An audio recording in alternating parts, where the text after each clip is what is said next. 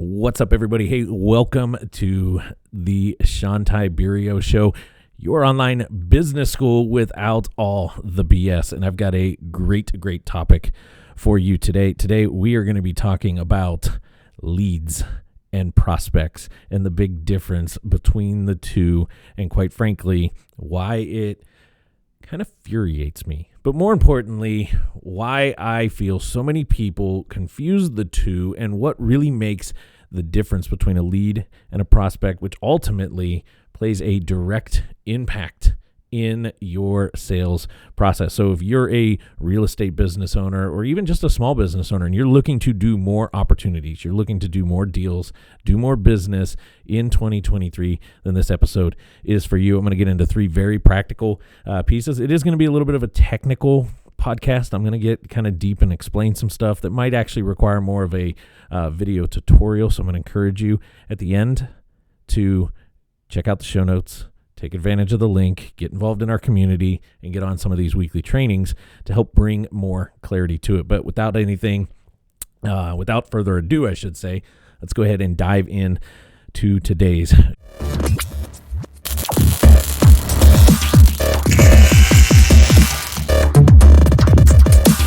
What do I got on the agenda today? Well, first thing we're going to talk about is the difference between a lead and a prospect. Big difference. I'll explain why here in a second.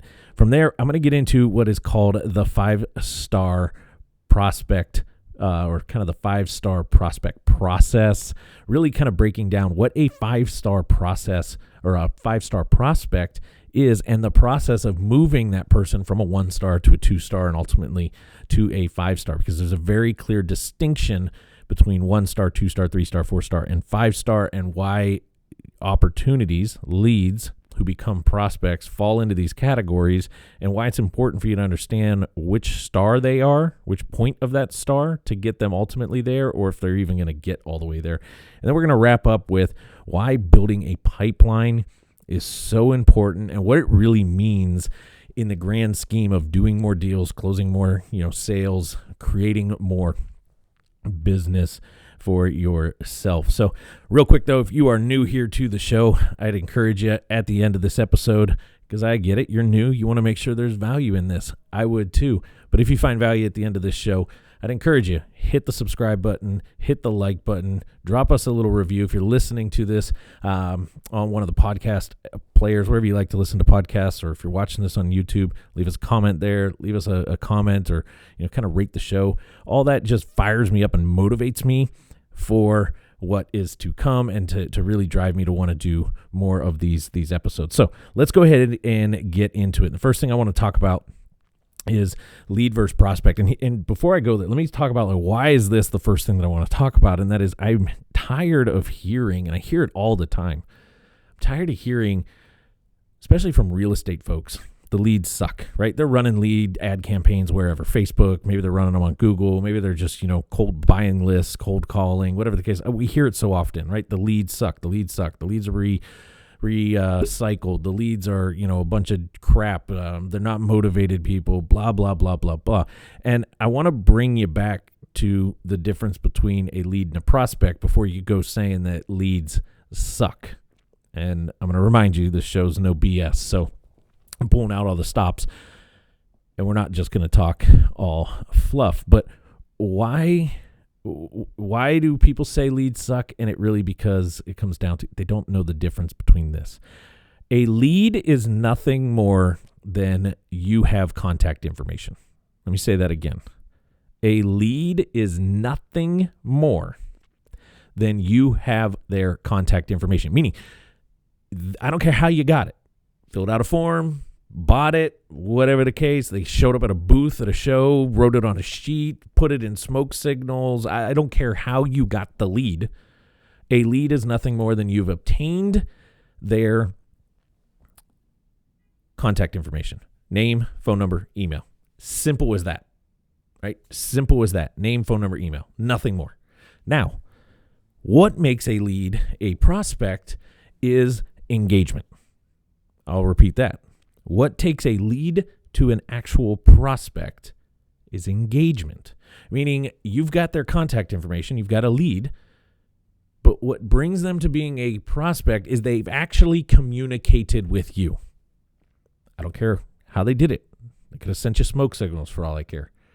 They've communicated. They are now a prospect, which leads me into why we need to better understand a 1-star versus a 5-star prospect and what moves them through that, because now we actually have something to work with, right? So again, let me reiterate that. A lead is nothing more than contact information. Your marketing's job is to generate leads. When you're doing marketing, it's to generate leads. What happens after you've got that contact information, and if they or when they are willing to actually engage with you, is when you truly have a prospect for your sales pipeline. And this is why sales and marketing alignment is so critical. Your sales process has to pick up the ball and start running with it the second a lead is generated. It's another topic for another show. We'll get into that. So hopefully you understand the difference now between lead and prospect. All right, so let's break that down. I'll go through all 5 really fast, and then I'm going to go deeper into each one. Now, a 1-star prospect is nothing more than somebody that's willing to engage. So you got a lead got generated. Let's say they came through your website, they filled out a form, submitted contact information, name, phone number, email, boom, leads generated. We now know the difference between that versus a prospect. You start to reach out to them, you're texting them, you're calling them, you're sending them emails, they haven't answered you, they haven't done anything, and then all of a sudden, boom, they engage with you, whatever it might be. They answer the phone, they reply to a text, they reply to the email, whatever the case, they've now engaged. 1-star prospect, right? And I'll go deeper into that here in a second. So number 1 is willing to engage. Number 2 is they are very friendly, right? A 2-star prospect, very, very friendly. They're cordial. They're actually, happy to have this engagement to it. A 3-star prospect is they know exactly what they want. They know exactly what they want. I'll go deeper in what I mean by that here in a second. 4-star, they know when they want it. And then the 5-star, right, the ideal, they know they want you to help them obtain that or get that. So again, 1-star, willing to engage. 2-star, friendly and happy. 3-star, they know what they want. Number 4, they know when they want it. And number 5, they know they want you to be the person to do it. So let's go deeper into that. And let me use an analogy, right, a story. And let's say you're doing some marketing, right? And you're marketing for motivated sellers. Somebody comes to your website, fills out the form on your website. They give you their name, their phone number, their email. Maybe they even give you an address, right? You've now got a lead. Boom. Lead goes into your system, and your prospect process needs to kick off. I need to start reaching out to them, and I need to start grading what level prospect they are. So I start reaching out to them. I start sending them stuff. Maybe I send them a text message within that first 5 minutes, and they reply back to that text message. The second they reply, I have myself a 1-star prospect, right? We continue the conversation. I eventually start to talk to them a little bit more. I'm sending them continuous messages. They're continually replying. All their replies are friendly and happy, right? They're not telling me to F off. They're not telling me to go away. They're not telling me that they don't know why they were contacting them because they didn't actually fill out the form when in reality they did, right? We've heard all of this in the past. I've got a 2-star prospect, right? They're friendly and cordial. They're excited. They're willing to have this open dialogue. Maybe I'm sending them stuff. Maybe I send them a link to another page on my website. They've actually gone there. They're looking through this stuff, right? So 2-star prospect. Now, 3-star, if they're a 3-star, I told you they know what it is that they want. So they know that they're a motivated seller. They know that they want a fast closing. They know that they want cash. They know that they don't want to go the traditional route. They know that they don't want to deal with a real estate agent. They know that they don't want to deal with a bunch of showings, right? They know this, and they know that they're looking for somebody that is not a real estate agent. They know what they want. You've got yourself a 3-star prospect. Let's say that kind of conversation continues, and through that, they know that, hey, they want to sell, and they want to sell in the next 10 to 15 days, or they want to sell in the next 30 days, or they want to sell in the next 90 days. I don't care what it is, but they at least know when they want what they want. Let me repeat that. They know when they want what they want. If they could put a timeline on it, they know when they want it. We have ourselves a 4-star prospect. So up to this point, this is pretty common, right? We get leads coming in, we reach out, we have conversations with them, they're willing to engage, we get a ton of 1-stars. They're friendly and cordial, right? Maybe not as frequent. We get the irate person, but we know in this time frame that we are going to have the irate person at some point. So some of our people are going to only be 1-stars, and then they're not very friendly about it. We know that they're a 1-star prospect, right? They're pissed off and angry. Bulk of them, though, typically move to 2-star, 2-point star.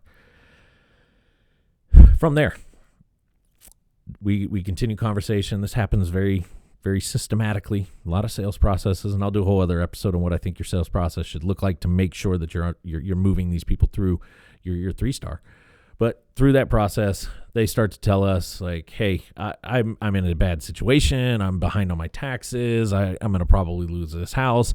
I know that I need to, get out from underneath this thing. I need to just get some cash. I don't have a ton of time on me, right? We've got ourselves a 3-star prospect, a pretty solid one at 3-star, because they know what it is that they need, right?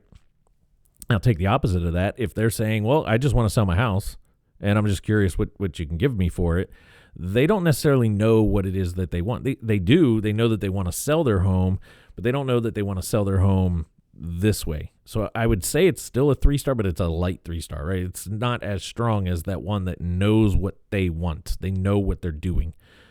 Now, number 4, they know when they want it, right? Typically that lighter 3-star, this is how you'll know if it's a lighter 3-star versus a stronger 3-star. They're not going to move to that next phase. Right, the person that wants to sell, they're just kind of looking for some offers. They might not even have a timeline for it. They might not be they might even say stuff like that. I don't really have a timeline. If I say something like, "Hey, Mr. or Mrs. Seller, awesome. Sounds like you're looking to get a cash offer on your house. You're just trying to see what you need. Tell me, when are you looking to sell? If that number makes sense, are you going to be ready to sell in the next 20 days, 30 days, 50 days, 80 days? Like what's that timeline looking like for you? No pressure. I'm just kind of curious. Well, I don't really have a timeline, Shawn. I'm just kind of getting an offer, just trying to see what's out there, kind of feeling the water. They're maybe a 3-star, right? I'd classify that as a 3-star. They know they want an offer. They don't have a time, right? But let's say that person says something different. Well, Shawn, I need to move in the next 20 days. Great, right? I got a 4-star prospect at that point. Why? They know when they want it. Now, here's the kicker. Here's how you know that you get yourself to a 5-star. Remember, the 5-star prospect also knows that they want you to help out with it. So when I'm dealing with a seller, where I start to know that I'm dealing with a 5-star seller is simply this. When I get through this conversation and I start to set up an appointment, right? Or I start to look at setting up another time to talk. Maybe I'm going to send them some information and then set up a time to get on a Zoom call with them.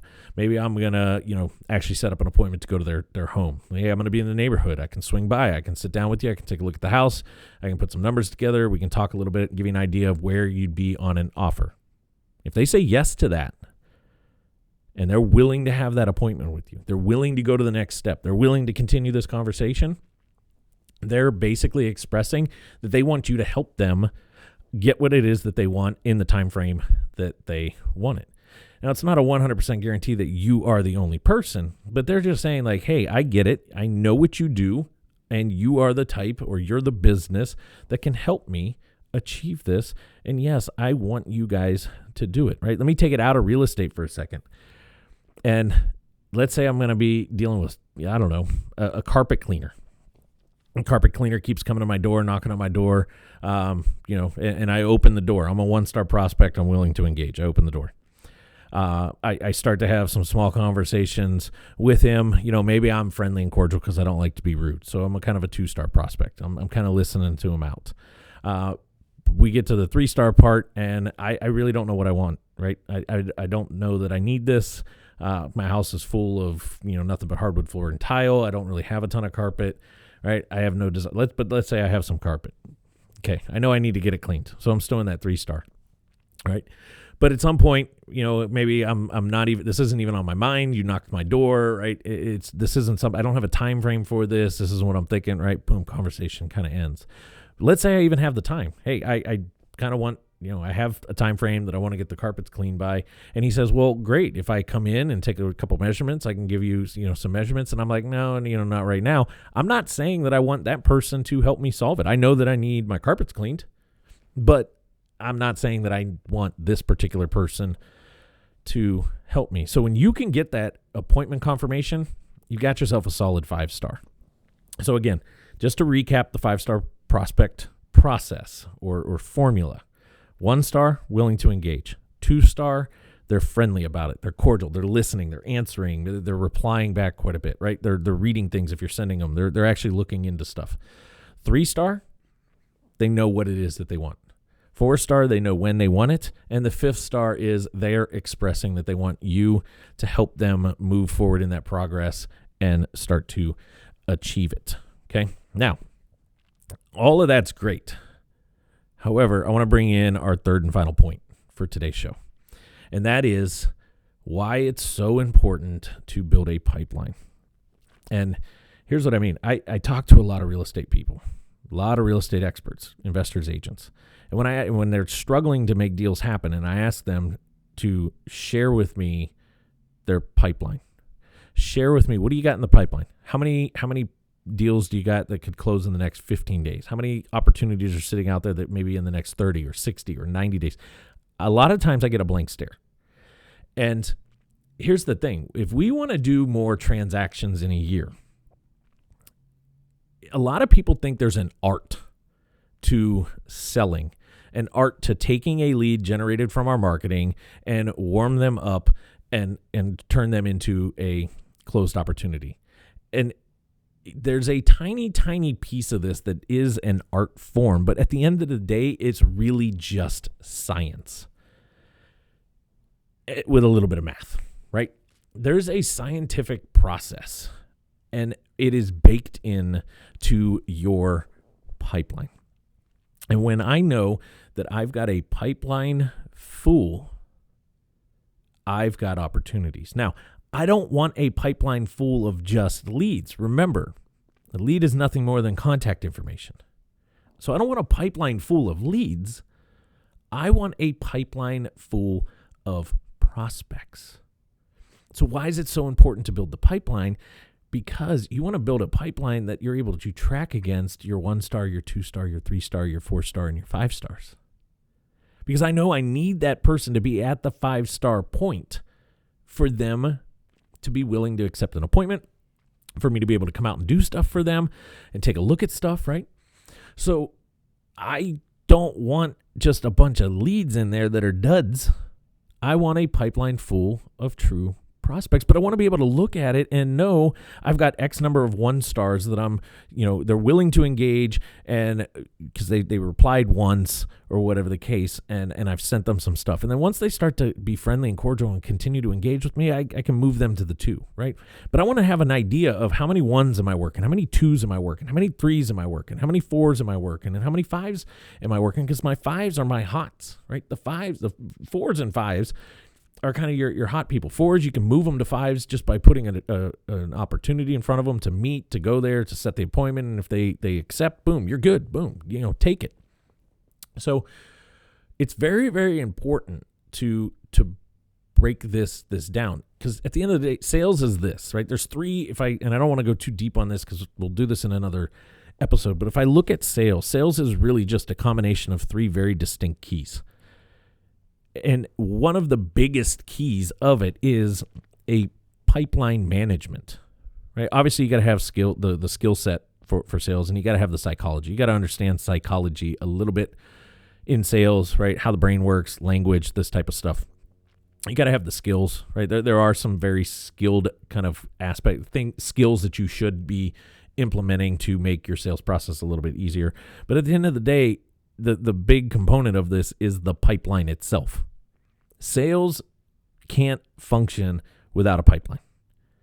You need a pipeline, because not everybody, this is why I joke that marketing's a lot like dating, right? Marketing generates the opportunity. Marketing generates the interest. Marketing generates the engagement. That's it. Dating is what converts into marriage. Dating is our sales process. So marketing is a lot like the dating side. My marketing and my sales have to be very tightly aligned, and I have to be able to overlay that and put that in place in my pipeline, because marketing is going to help me move somebody from 1 to 2. It's going to help me move somebody from 3 to 5. It's going to help in that process because this synergy and this alignment, and when we bake that together in a very strong pipeline filled with good prospects across the 5 stars, not just a pipeline full of leads, we can do more business. And I want to go back to why this episode really kind of fired me up and made me want to record this one. It's because I saw a stat the other day that almost 80% of paid traffic, paid leads, meaning bot leads, whether you pay for it on Google, search, display, banner, these type of things, whether you're paying it from an SEO standpoint that's generating it, whether you're buying leads from a lead source, whatever the case is, 80% of paid leads, things that people are, businesses, you guys listening, are paying for, 80% are never even contacted. Which leads me to, you got a pipeline full of a bunch of leads. Just contact information. So, build the pipeline. We're going to go deeper on another episode here in the future, all around that particular topic in itself. We've got a couple different topics that are going to come out of this episode here. But if this was valuable, and again, I'll recap. But if this was valuable, I want to encourage you, take a screenshot of this. If you're watching the video, take a screenshot of the video. Just hit pause on YouTube and take a screenshot, post it, tag me in it. Let me know what the most valuable piece was for you. If you're listening to this while it's hot, while it's on your phone, whatever the case, stop for a second, just screenshot the screen with the episode showing on there, post it, tag me on social media at Shawn Tiberio, and let me know what was the big aha, or what is it that you want some more clarity on so that I know what other episodes in the future to do for you guys. But in recap, lead versus prospect. Lead is only contact information. Prospect, on the other hand, is somebody that is willing to engage. With that, there's 5 different tiers of a prospect. Your first tier is they're just willing to engage. Second one is they're friendly and cordial about it. Third one is they know exactly what it is that they're looking for. They know what they want. Fourth one is they have a time frame that they want that in. And the fifth part, the ultimate part, they know that they want your help in achieving that. And then the third piece is build your pipeline and be able to track against this, because it is all science. It is simply science. If we have the right number of prospects in the right places scientifically, right, this is bringing the psychology piece in, enough 5s and 4s, we're going to be doing really well. But if we don't have enough of those and we've got them at the 1s and 2s, then there's science involved on how we move them through leveraging marketing, leveraging value, leveraging information to move them along. And if you're struggling with that, you're not quite sure where to set up a pipeline, how to set this up and manage it, this is what we help all of our clients over at REI Toolbox do. And I run a weekly training call. So I encourage you, check the link in the description, jump into our Facebook group, ask these questions, get on these calls. We're here to help you succeed and ultimately grow your business. It's been a pleasure hanging out with you today on today's lesson with your online business school. There is no BS, straight to the point. More importantly, get out there, take action, start to implement. And as I say all the time, here's to your success. We'll see you on a future episode really soon. Have a good one.